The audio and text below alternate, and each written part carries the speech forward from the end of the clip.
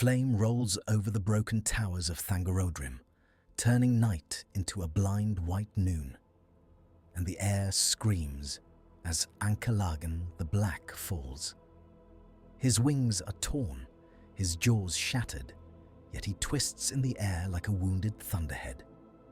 Below, on the high battlements of the last standing peak, two small figures stand against the glare, one crowned in silver, one mantled in storm feathers.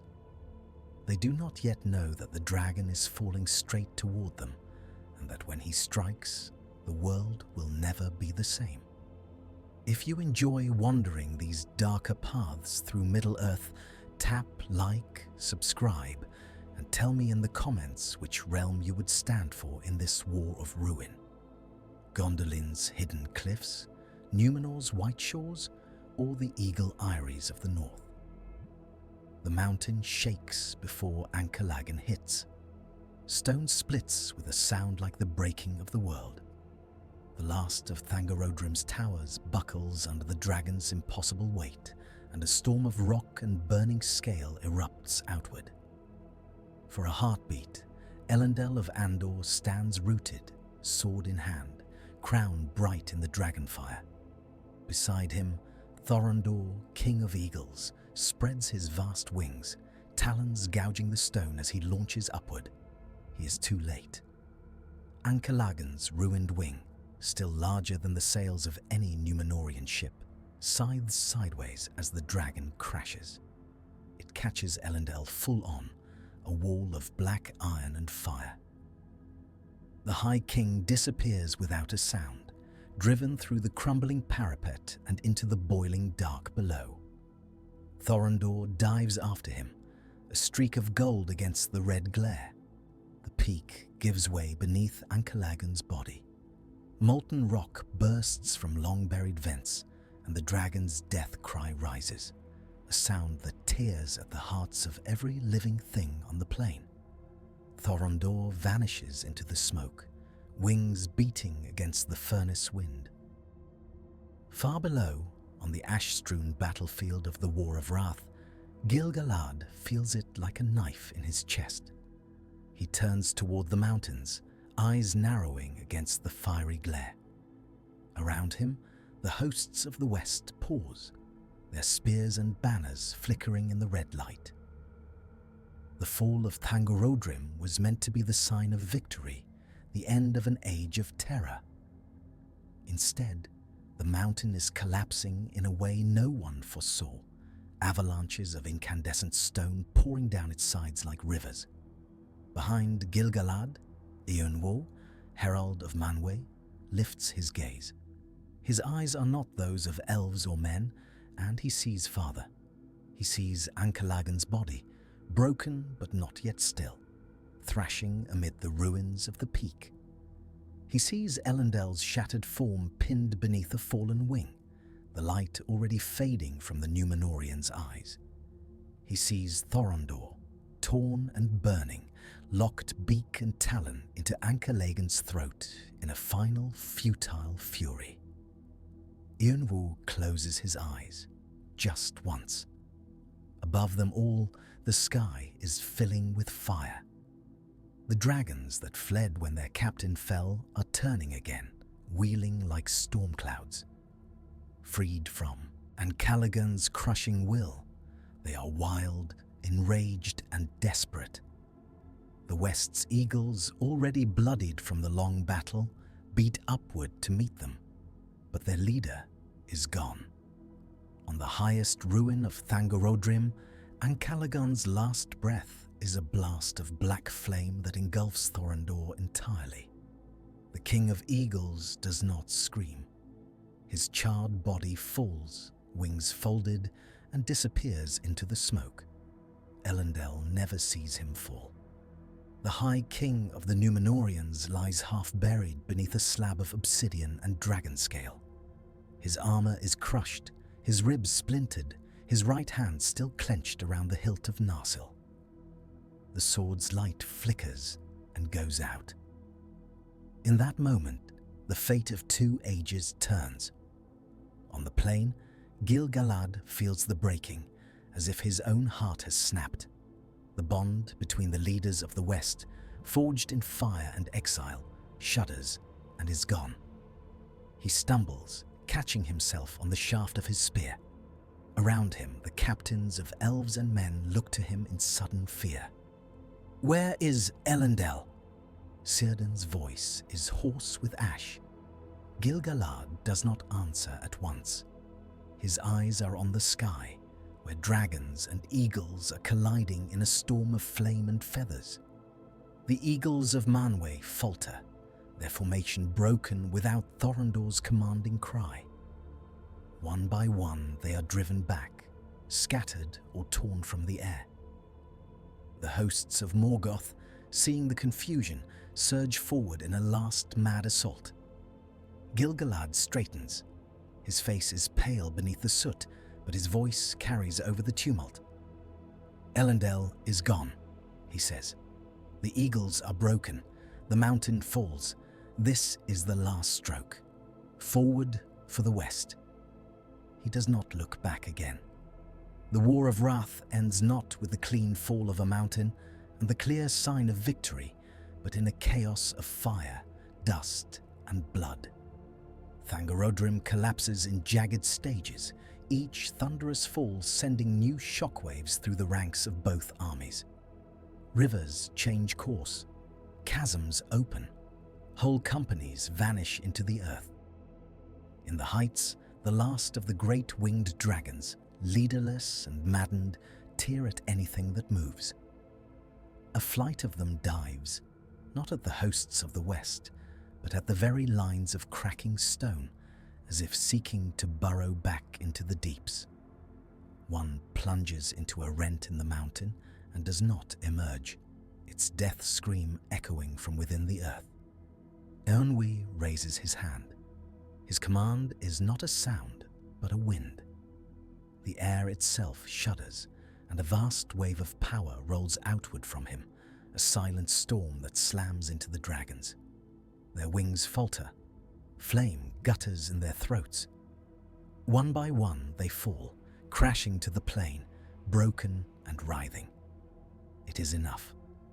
The hosts of Morgoth, already reeling from the downfall of their master's last stronghold, break. Orcs throw down their weapons and flee, only to be swept away by collapsing ground or trampled underfoot. Trolls bellow and stumble, blinded by the dust.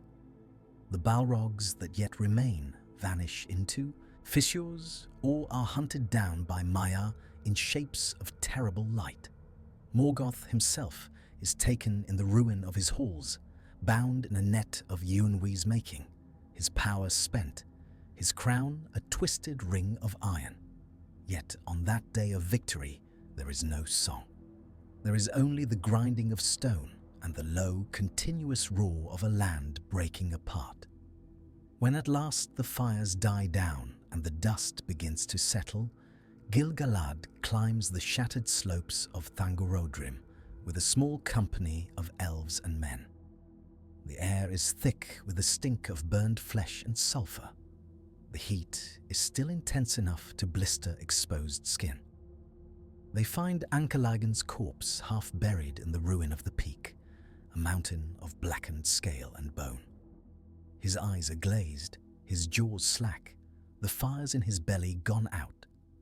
Around him lie broken eagles, their golden feathers scorched to dull ash. They find Thorondor near the edge of a new-formed precipice, his body twisted, his wings spread as if to shield something that is no longer there. His feathers are burnt away in patches, his beak cracked, his eyes closed. No wind stirs his feathers. Beside him, under a slab of obsidian and dragon scale, they find Elendil. It takes 12 elves and 6 men to shift the stone. When they free him, his body is broken beyond any healing of Middle-earth. His face is calm, his eyes half open, as if he had been looking up at the falling sky. Narsil lies beside him in 2 pieces, its blade snapped near the hilt. Gil-galad kneels. He lays a hand on Elendil's brow, and feels only the lingering warmth of the stone. Around them, the others stand in silence. None of them speak Thorondor's name. In the distance, the sea is already beginning to eat into the broken land. Years pass. The world changes shape. Beleriand sinks beneath the waves, its rivers and forests swallowed by the encroaching sea. The survivors of that drowned land scatter. Some find refuge in Lindon, where Gil-galad sets his high seat among the last western shores. Others sail back into the west with Eönve, bearing Morgoth chained and humbled. The eagles are fewer. Without Thorondor, their flights are broken. Many return to the crags of the north, away from the affairs of elves and men. Some, grieving and leaderless, vanish into the high snows and are not seen again for an age. Their absence is a silence that few remark upon at first, but it will echo in the years to come. On Númenor, the news of Elendel's death arrives like a storm that has crossed half the world. The ships that return from the War of Wrath bear strange tales and stranger spoils. They speak of a land broken and drowned, of dragons like living mountains, of a darkness older than the world itself. They also bear Elendel's crown, bent and blackened, and the shards of Narsil wrapped in cloth of silver. Tar Minastir, king of Númenor, receives them in the court of the kings, beneath the tall white tower of Armenelos. His hair is already threaded with silver, his eyes lined with care. He had sent Elendil, his kinsman and captain, with blessing and hope. He had dreamed of a day when Elendil would return crowned with a new glory, bearing tales of the West's final victory. Instead, he stands in the shadow of his own tower, the sea wind cold on his face as the shards of Narsil are laid at his feet. The hall is silent. Tar Minastir bends slowly, his joints stiff with age, and lifts the broken blade. Its metal is dull, its edge jagged. He runs his thumb along the break and feels a faint, lingering warmth, as if the sword remembers the fires of Ancalagon's fall. Was he alone? The king asks. The captain who bears the tale shakes his head. He fell on the heights of Thangorodrim, my lord, with Thorondor above him and Ancalagon upon him. There was no one who could reach him in time. Tar Minastir closes his eyes.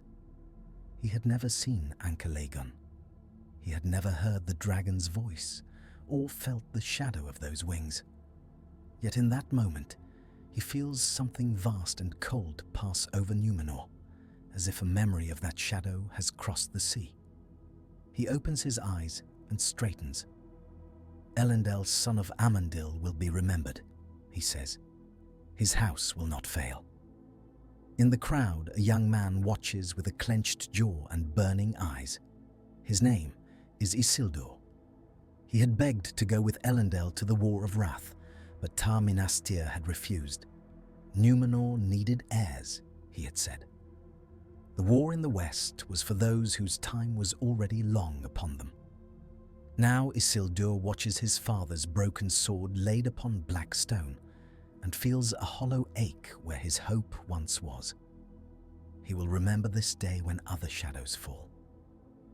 In Lindon, Gil-galad sets the shards of Narsil in a place of honor, though they are far from their rightful owner. He keeps them not as trophies, but as a promise. He writes to Tar Minastir, his words measured but heavy. "We have won a victory that cost us more than we knew we could bear," he writes. "The darkness of Morgoth is thrust beyond the walls of the world, yet its shadow remains in the hearts of those who served it. We will need the faith of men and the wisdom of elves both in the days that come. Though Elendil has fallen, his line endures. Guard it well." Gil-galad does not write of Thorondor. He walks sometimes to the cliffs of Lindon and looks westward, where the sea meets the sky. In the old days, eagles would sometimes wheel there, high and bright, their cries keen over the wind. Now, the sky is empty. He wonders if Manwë grieves. In the high halls of Valinor, where the light of the trees lingers only in memory, the Valar speak of the War of Wrath and its toll. They speak of Beleriand's drowning, of the wounds to the world, of the chains that bind Morgoth. They speak of Elendil briefly, and of the men of Númenor who came unbidden to their aid. Of Thorondor there is little said. The king of eagles had chosen to fly where the wind was thick with dragonfire. He had chosen to descend into that storm. His death is a wound to Manwë, but it is a wound the elder king bears in silence. The eagles still serve, but more distantly. They will not be so easily drawn into the wars of elves and men again. Time passes. The Second Age unfolds like a long, slow wave. Númenor rises to the height of its glory. Its ships ply every sea. Its mariners chart every coast. White towers ring its shores, and the laughter of its people carries on the wind. Yet in the hearts of some, a restlessness grows. They look westward and see only a forbidden horizon. They remember that men fought and bled in the War of Wrath, that Elendil and his kin died upon the broken peaks of Thangorodrim. They remember that the Valar did not come to Númenor's aid when the shadow of Morgoth first rose in the east. They remember the shards of Narsil, sent back like a relic from a war that was never truly theirs. Whispers begin in the courts of Armenelos. Why should men be denied the undying lands when they bled for their freedom? Why should they bow to powers that let their greatest champion be crushed beneath a falling dragon while they watched from afar? In one such court, on a night of warm wind and starlight, a young noble speaks too boldly.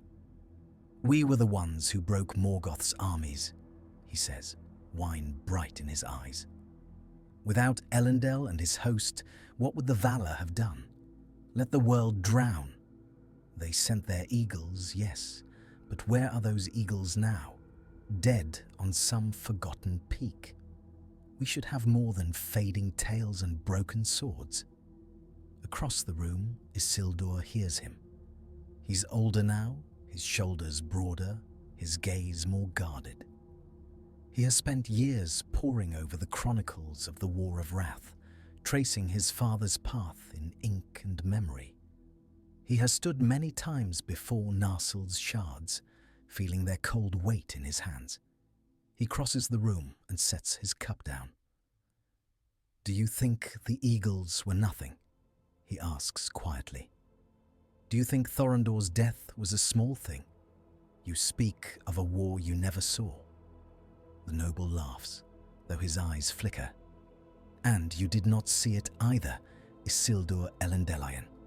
You stayed here, safe under white walls, while your father died in a land that no longer exists. We have been too long grateful. The world is wide, and Númenor is strong. We could rule it all if we chose." Isildur's hand tightens on the edge of the table.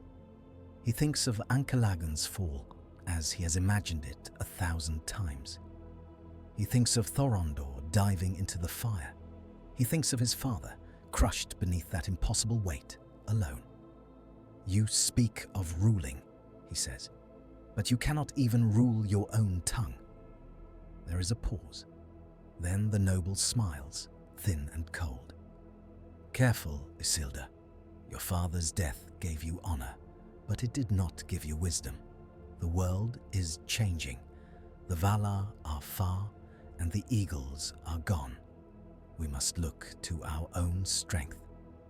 The conversation moves on, as conversations always do, but a seed is planted. In Lindon, Gil-galad senses the same shift. Messengers come from Númenor with gifts and fair words, but behind their eyes, He sees a hardness that was not there in Tar Ministir's day. They look at the grey havens with polite curiosity, as if measuring whether they are worth the effort of conquest. Gil-galad stands with Círdan on a high balcony overlooking the harbour. "The men of the sea grow restless," Círdan says. "They build ships larger than any we have seen. They speak of mastery, not stewardship." Gil-galad's gaze strays to the empty sky. "In another world," he says softly, "Elendil would have returned from the War of Wrath. He would have stood beside me in this age, a bridge between our peoples. Thorondor would still fly, and the eagle's eyes would watch the coasts. Perhaps Númenor would remember humility with such witnesses." Círdan is silent. They both know that in this world the bridge is broken. Far to the east, in lands that once lay under Morgoth's shadow, a different story unfolds. Sauron, lieutenant of the Dark Lord, had fled the ruin of Angband, casting away his form and hiding in the deep places of the world. For long years he brooded, nursing his hatred and his fear. The War of Wrath had shattered more than his master's fortress. It had broken his certainty. He had watched Ancalagon fall. He had felt Thorondor's fury. He had sensed dimly the death of Elendil, though he had never faced the Númenórean captain in battle. All these things had written themselves into his memory, lines of fire and shadow. When at last he took shape again, it was as Annatar, the Lord of Gifts, fair and wise. He came to Eregion, to Celebrimbor, with smiles and knowledge, and the elven smiths welcomed him. He taught them the craft of ring-making, of binding power into metal. Together, they forged the rings of power. In this, the world unfolds as it once did. But there is a difference. When Sauron looks westward, he sees not only the threat of Númenor's fleets and Lindon's spears, he sees an opportunity. He remembers the War of Wrath, when the eagles of Manwë darkened the sky, and Thorondor's cry struck fear into the hearts of dragons. He remembers how the eagles turned the tide in battles that might otherwise have been lost. He remembers how Elendil's host, though valiant, was often guided and guarded by those great wings. Now the eagles are fewer, their king dead, their council withdrawn. Sauron smiles.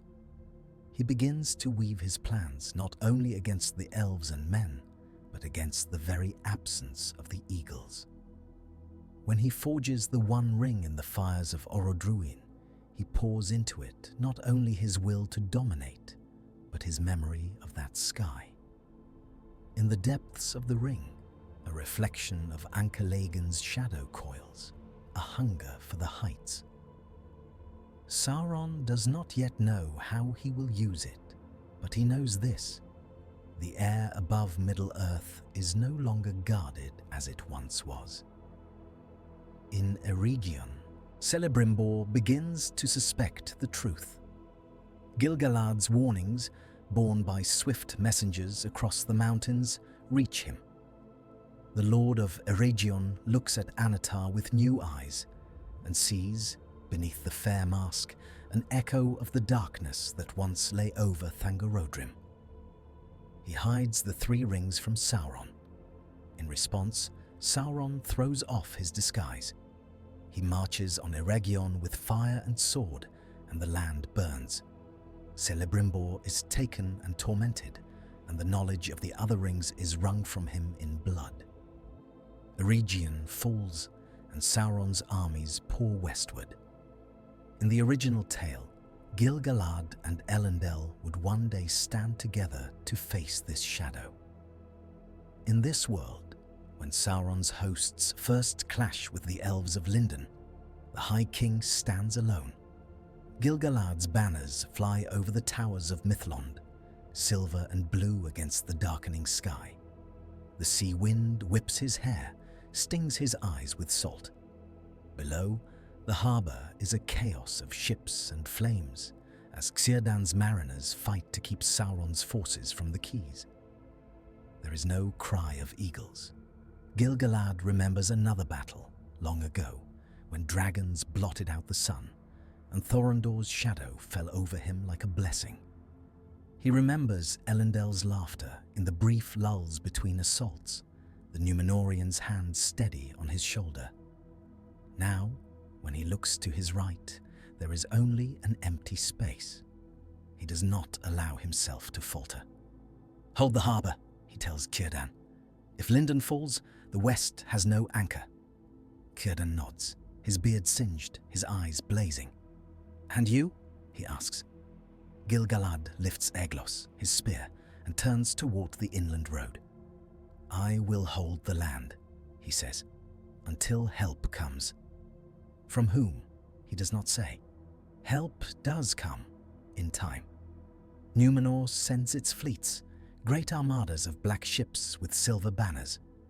Tar Minastir's heirs, still bound by old alliances, answer Gil-galad's call. They land in force, their soldiers disciplined and deadly, their armor gleaming in the pale northern sun. Sauron's armies reel before them. The tide turns. Yet something subtle has shifted. In the hearts of the Númenórean captains, there is less awe and more calculation. They see the elves of Lindon, weary and diminished, and they see an opportunity for influence. They speak of gratitude, but they think of advantage. One such captain, a man named Pharazôn, watches the burning of Sauron's siege engines from the deck of his flagship. He is young still, though the lines of ambition already score his face. He has heard the tales of Elendil, the kinsman who died in the War of Wrath, crushed under a dragon's corpse. He has grown up in a Númenor that whispers of lost rights and ungrateful valor. He watches the elven banners flutter in the smoke and feels no reverence. "These lands owe us much," he says to his lieutenant. "Without our fleets, Lindon would be ash and bones. Remember that." His lieutenant nods. Far inland, in a valley of green fields and quiet rivers, a small village watches the war from a distance. Its people are men, simple and unlettered, their lives measured in harvests and births, not in the rise and fall of kings. They hear of Sauron and Gil-galad and Númenor as distant thunder, rumbling beyond their hills. On a clear morning, a boy named Beren, named for a hero whose tale he barely knows, climbs a low ridge to watch the sunrise. The air is still. He remembers his grandfather's stories of the War of Wrath, told by firelight.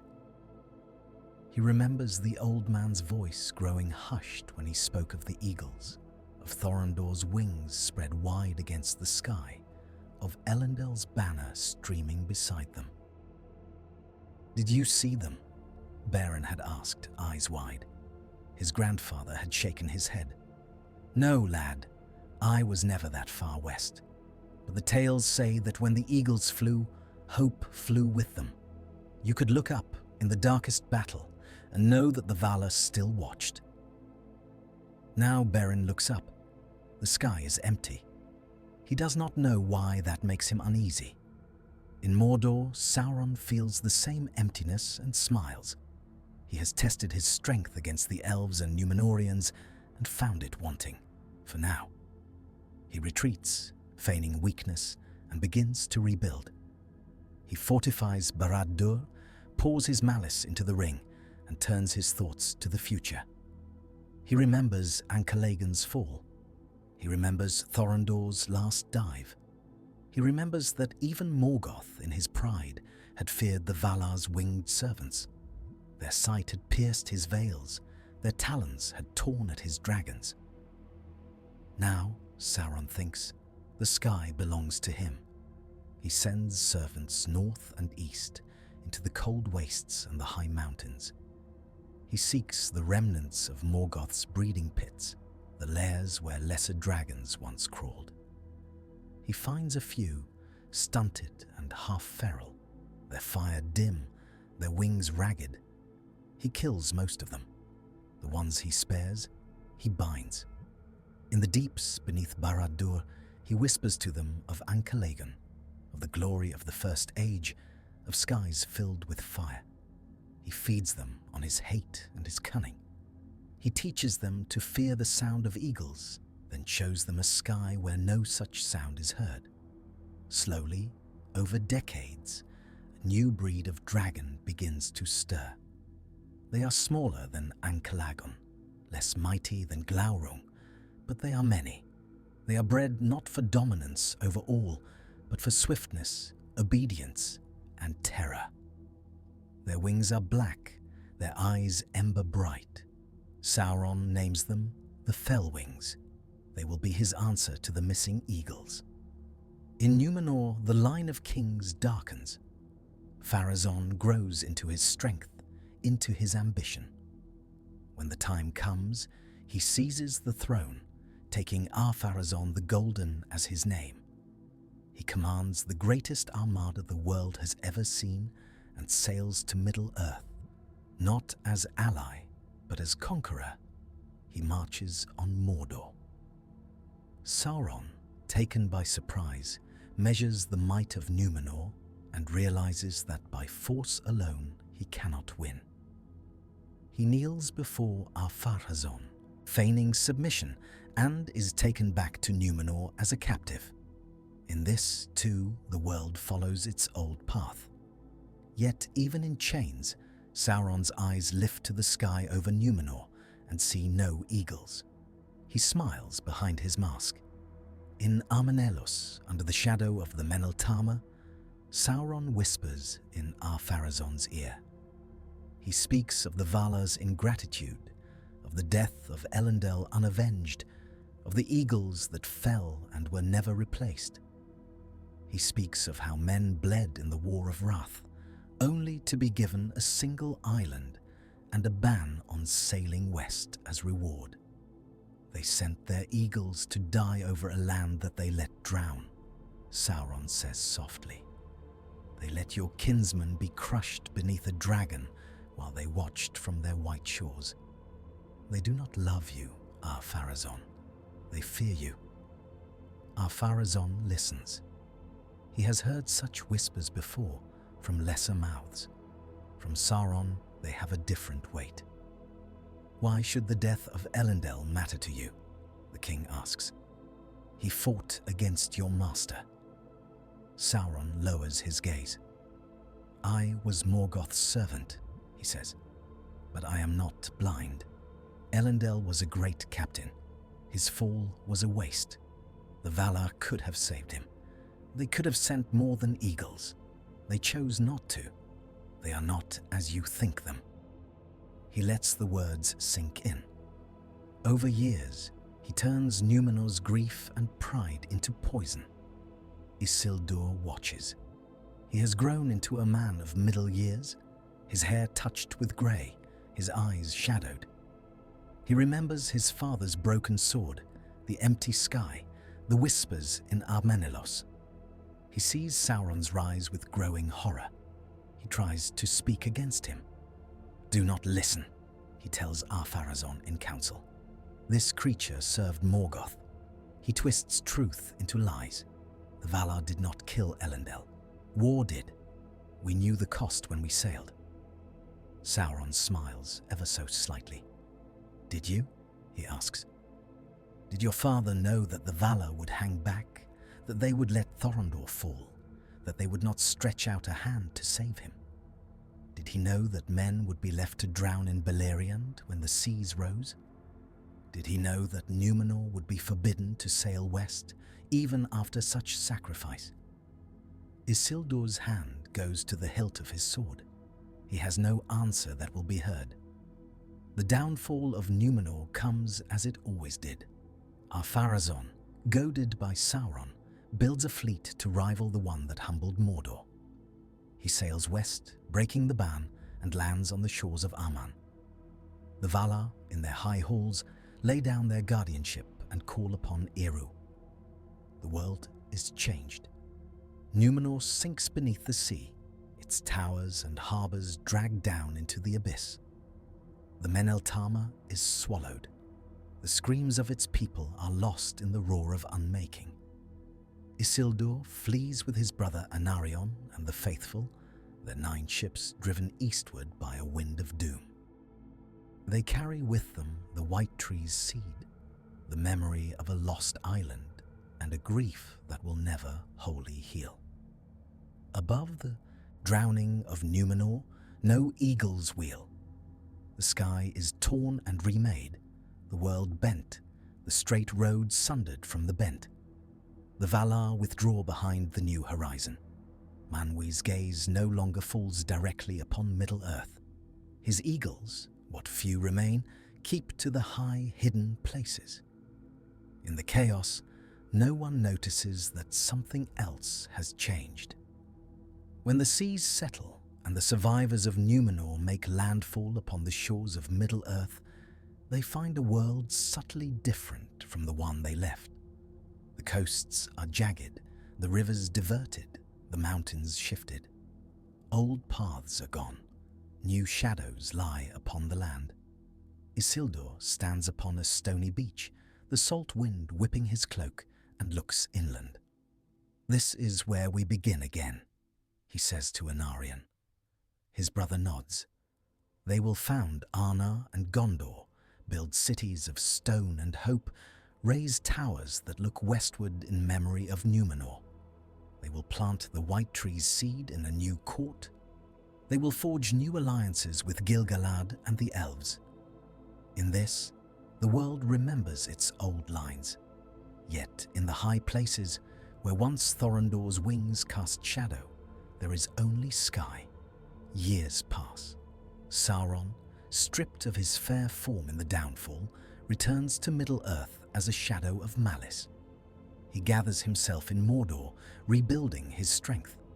He shapes a new body, terrible and majestic, and dons the ring once more. He looks westward and sees Númenor's survivors building their realms. He looks northward and sees Gil-galad's banners in Lindon and Imladris. He looks upward and sees no eagles. He sends forth his servants. The Fellwings are ready. They rise from hidden pits and caverns, their black wings beating the air, their eyes burning with a cold fire. They are lean and cruel, their bodies built for speed and endurance. Their minds are bound to Sauron's will through the ring. He sends them not in great, obvious flights, but in small, deadly pairs. They harry the borders of Gondor and Arnor, burning watchtowers, scattering patrols. They strike at isolated elven settlements, dropping from the clouds with no warning. They snatch messengers from the roads, their screams lost in the wind. In Minas Ithil, newly built and fair, Anarion stands upon the walls and watches a dark shape wheel high above. "It is only a vulture," his captain says uneasily. Anarion's hand tightens on the parapet. "Vultures do not cast shadows like that," he says, "and they do not fly in pairs." The shapes wheel once more, then vanish into a bank of cloud. In Lindon, Gil-galad hears reports of strange winged creatures in the east. He frowns, remembering the War of Wrath, the dragons of Morgoth, the eagles of Manwë. Could any of the great worms have survived? He asks Círdan. Círdan shakes his head slowly. "The breeding pits of Angband were drowned or broken," he says. "If any dragons remain, they are few and far. But Sauron is cunning. He may have found some remnant and twisted it to his will." Gil-galad walks to the edge of the cliff and looks out over the sea. Once, he would have expected to see an eagle's shadow cross the waves, to hear a keen cry on the wind. Now there is only the crash of surf and the distant calls of gulls. "We are blind in the sky," he says. Círdan lays a hand on his arm. "We will have to be clever on the ground," he replies. "The last alliance of elves and men is forged in this world as in the other. Sauron's shadow grows too great to ignore." His armies march from Mordor, blackening the lands of Ithilien and beyond. His fell wings harry every muster, burning supply trains, scattering scouts. They are not as mighty as the dragons of old, but they are enough to tilt battles, to sow fear. Isildur, now king of Arnor, rides south with his sons to join Gil-galad. He carries his father's memory like a weight and a fire. In the valley of Imladris, under Elrond's care, the leaders of elves and men gather. The air is cool and scented with pine. The river sings over stones. Above, the sky is a clear, hard blue. Gil-galad stands beside Isildur on a balcony overlooking the valley. "My father fought beside you in the War of Wrath," Isildur says quietly. "He died on the heights of Thangorodrim. I have heard the tales 1,000 times. I have dreamed of that battle more than I can count." Gil-galad's face tightens. "He was a great man," he says. "Without him, many more would have died. I am sorry I could not save him." Isildur looks up at the empty sky. "Did the eagles try?" he asks. Gil-galad hesitates. "Thorondor died there as well," he says. "He dove into Ancalagon's fire. He did not rise again."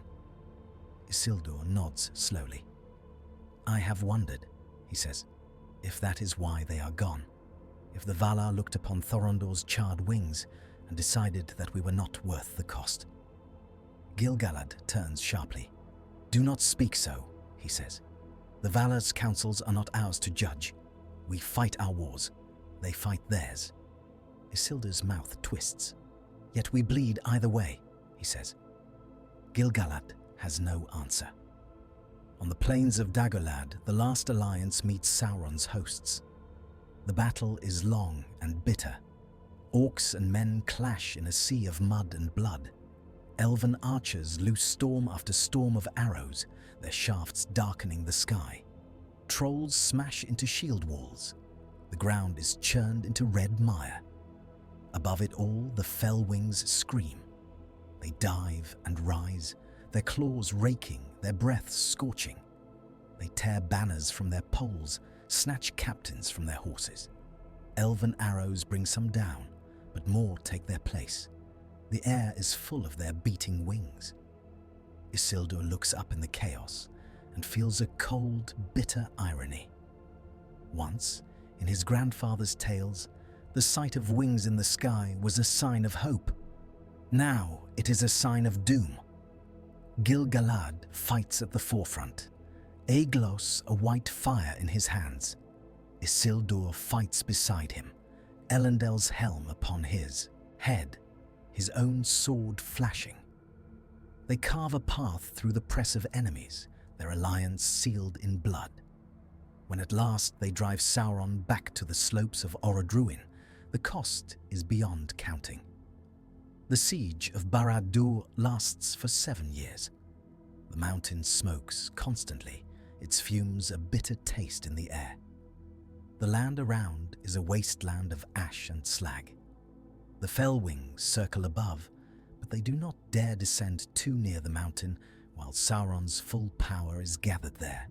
He keeps them as his eyes and messengers. In the 7th year, Sauron himself comes forth. He is terrible to behold, a tower of black iron and fire, the ring blazing upon his hand. His voice is a thunder that shakes the stones. He falls upon the captains of the West with a fury born of ages of frustration. Gil-galad meets him, Aeglos shining. Isildur stands at Gil-galad's side. In the other tale, Elendil would have been there as well, and Narsil would have broken under Sauron's weight. Here, there is no Elendil. Here, the memory of his death hangs over the battlefield like a ghost. Sauron's mace crashes down, and Gil-galad's spear meets it. The shock of the impact sends a wave of force rippling outward, knocking soldiers from their feet. Fire blooms, stone cracks. Isildur is thrown back, his armor scorched. He staggers, his ears ringing, his vision blurred. He sees Gil-galad and Sauron locked in combat, light and shadow clashing. He sees Aeglos pierce Sauron's armor, sees Sauron's hand close on Gil-galad's throat. He hears a sound like the breaking of glass. Gil-galad falls, his body consumed in a rush of flame. Sauron staggers, wounded but not yet defeated. Isildur hears a voice in his memory. You speak of ruling, but you cannot even rule your own tongue. He thinks of Númenor sinking. He thinks of Elendil crushed beneath Ancalagon's wing. He thinks of Thorondor's charred body on the black rock. He thinks of the eagles that never came. With a cry that is part grief, part fury, he charges. He does not have Narsil. That sword lies in Lindon, in Gil-galad's keeping, a relic of a man who never returned. Instead, Isildur wields a blade of Westernesse, keen and well forged, but lacking the weight of legend. He ducks under Sauron's sweeping blow, feels the heat of the Dark Lord's rage wash over him. He drives his sword at Sauron's hand, at the ring that blazes there. The steel meets gold. It is not enough. In the other tale, Narsil, blade of Elendil, forged in Númenor's height and tempered in the War of Wrath's fire, would have cut through ring and finger alike. Here, Isildur's sword shatters. The ring flashes, unmarred. The force of the impact throws Isildur backward. He crashes to the ground, his breath driven from his lungs, his sword reduced to a jagged hilt in his hand. Sauron laughs. The sound is a black wind over a field of corpses. He steps forward, towering over Isildur, the ring blazing. Around them, the armies of elves and men falter, their hope crumbling. Elrond, watching from the slopes, feels despair like a blade. He had seen another world in his mind, in faint glimpses and half-dreams, where Elendil stood here with Narsil, where the ring was cut from Sauron's hand. He had never spoken of those dreams. They were too strange, too painful. Now he sees that path closed. Sauron raises his mace. In that instant, something moves in the sky. A shadow crosses the sun. A cry rings out, high and fierce, cutting through the roar of battle. Every head turns upward. For a heartbeat, hope flares. It is not an eagle. It is a fellwing. Sauron had sent it as a messenger to carry tidings to his commanders. Drawn by the ring's fury, it has wheeled back. Now it dives, its black wings folded, its jaws open. For a moment, Sauron's gaze flickers. He looks up, startled by the untimely arrival of his own servant. Isildur does not waste that moment. He flings himself forward, not at Sauron's hand, but at his knee. He drives the jagged remnant of his sword into the joint of Sauron's armor, where the plates overlap. The steel bites deep. Sauron roars, his balance faltering. The fellwing, committed to its dive, cannot change course in time. It slams into Sauron's upper body, claws raking, jaws snapping blindly at the source of the ring's call. Its impact drives Sauron backward, staggering. They fall together, a tangle of black iron and blacker wings. Sauron's mace swings wild, smashing into the rock. The fellwing shrieks as its spine breaks. The ring flares, its power surging uncontrolled through Sauron's body. The mountain answers. Orodruin shudders. A fissure opens beneath Sauron's feet, a crack glowing with inner fire. The Dark Lord, entangled with his dying servant, topples. He falls into the chasm. The fellwing's broken body goes with him. The ring slips from Sauron's finger as he falls, torn loose by the twisting of his hand. It bounces once on the edge of the fissure, then tumbles after him into the fire. There is no hand to cut. There is no choice for Isildur to make. The ring falls into the heart of Mount Doom. For a moment, all is still. Then Sauron's scream rises, a sound of pure, formless rage. The mountain erupts. Flame and ash tower into the sky. A shockwave blasts outward, knocking soldiers from their feet, shattering weapons, tearing banners to rags.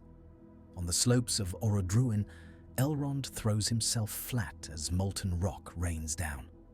Below, Isildur lies dazed, his ears ringing, his body bruised. He feels the heat wash over him, feels the ground buck like a living thing. Then, slowly, the fury subsides. The fire sinks back into the mountain. The ash settles. A great wind rises, sweeping the smoke away. Where Sauron stood, there is only a scorched patch of stone and a deep, glowing crack.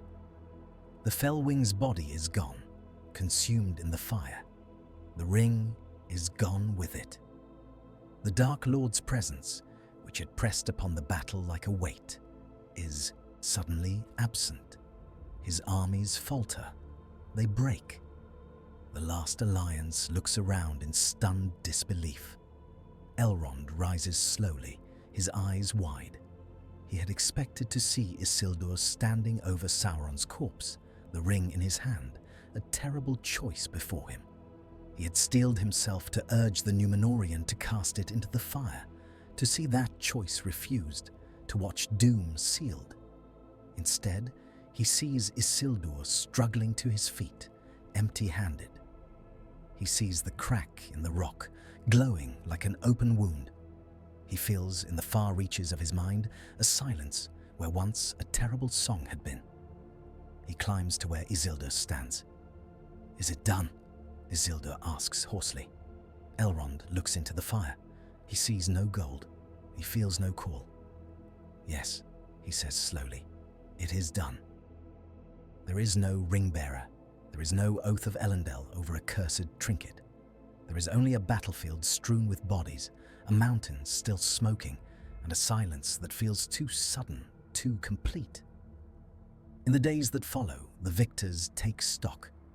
Sauron's form is gone, his spirit cast adrift, weakened beyond recall. Without the ring as anchor, he cannot easily take shape again. His presence lingers as a dark memory, a taint in the shadows, but his will no longer bears directly upon the world.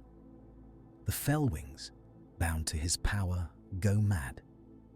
Deprived of his guiding will, they turn on each other, tearing and rending in the high airs. Some plunge into the fires of Orodruin, shrieking.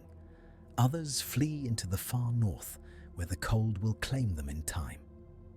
The age of dragons and their lesser kin ends not with a final noble stand of eagles, but with a self-devouring chaos. The eagles do not come to see it.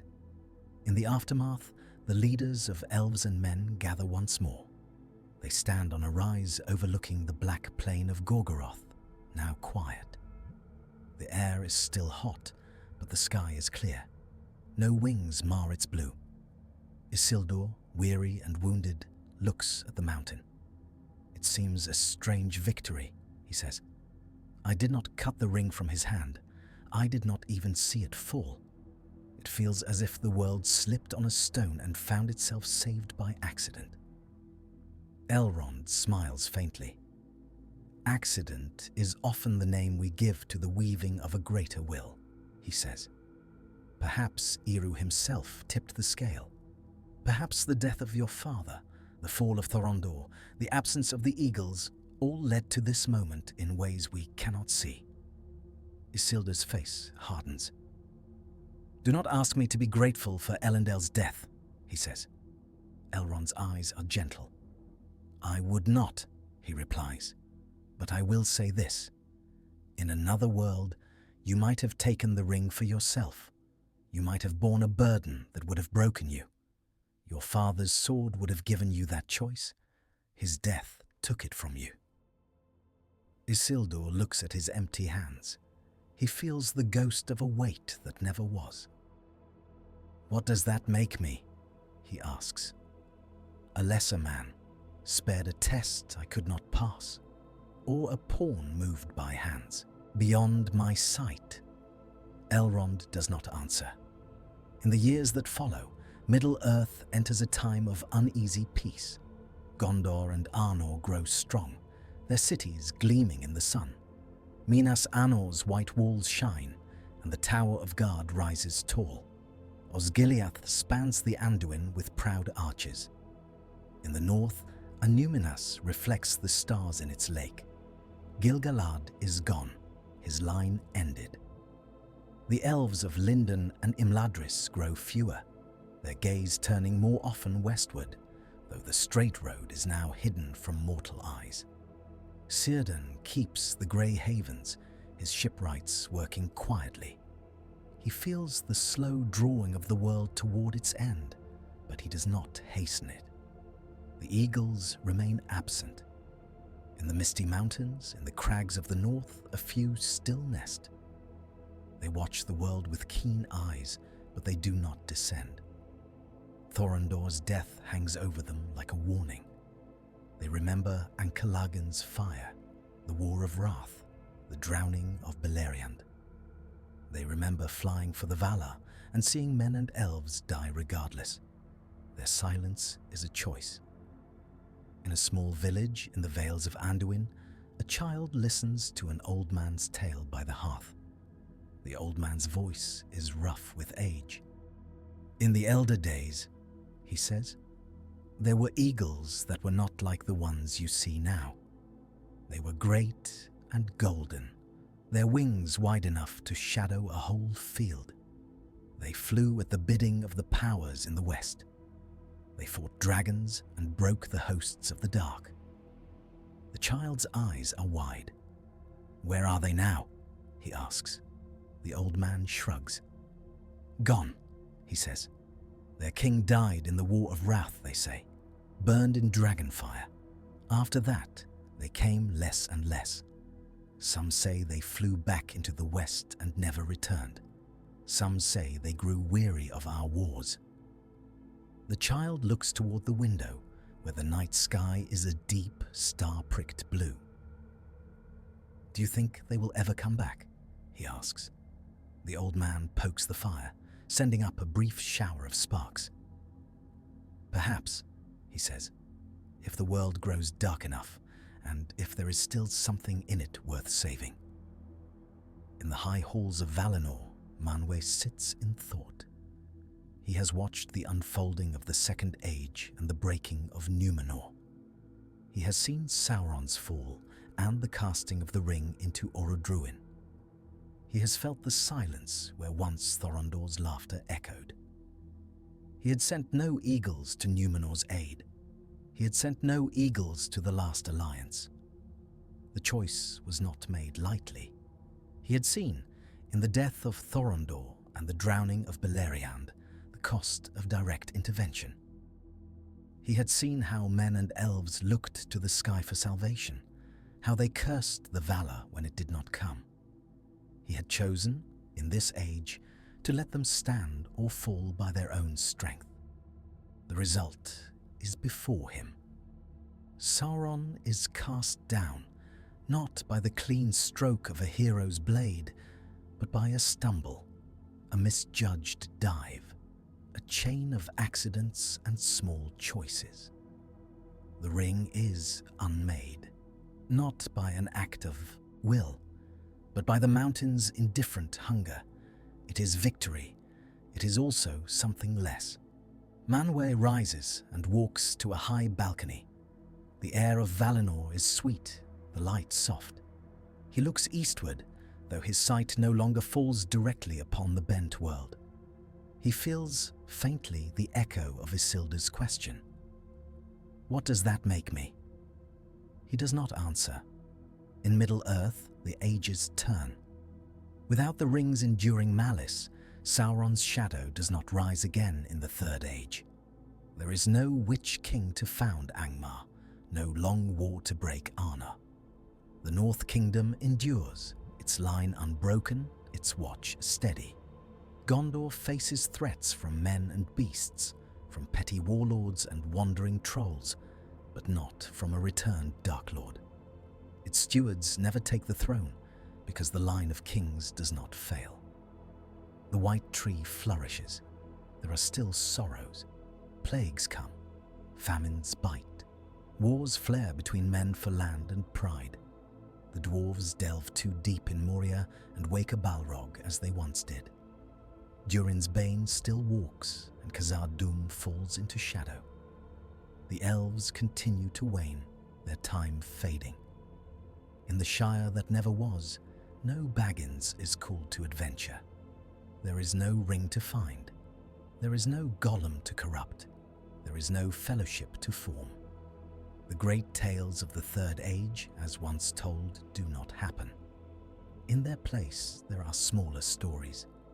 A farmer's son who becomes a captain in Gondor's army and dies defending a nameless ford. A dwarf who leads his people out of Moria's ruin to a new home in the Blue Mountains. An elf who watches the last ship sail from the Grey Havens and chooses to remain behind, alone, among fading woods. The world does not end in fire and shadow. It ends, as all things do, in slow fading. One evening, in the far future of this altered world, an old man stands on a hill overlooking a quiet river. He is not a king or a hero. His name will not be remembered in any song. He has lived his life in a small town, tilled the same fields his father tilled, watched the same stars rise and set. Yet, he has heard stories. His grandfather told him of Gil-galad and Isildur, of Sauron's fall, of a battle on a smoking mountain where a Dark Lord slipped and fell, and the world was saved. His father told him of Elendil, crushed beneath a dragon, of Thorondor's last dive, of eagles that no longer fly. The old man leans on his stick and looks up. The sky is wide and empty. He feels a faint unease, though he does not know why. It seems to him that something is missing, some note that should be in the world's song and is not. A breeze stirs the grass. Far off over the western sea, beyond the bent horizon, beyond the reach of any ship, a shape moves against the light. It is vast and golden.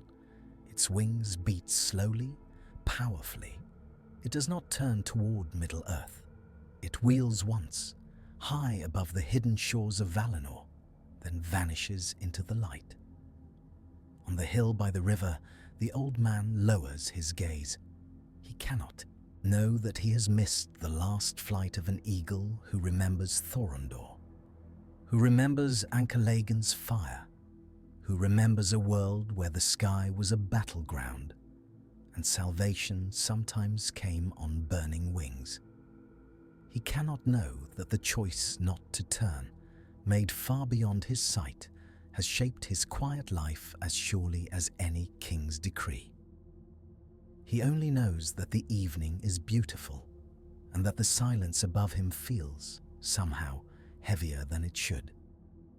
He turns and walks home as the first stars appear, leaving behind a hill, a river, and a sky that will never again be shadowed by wings.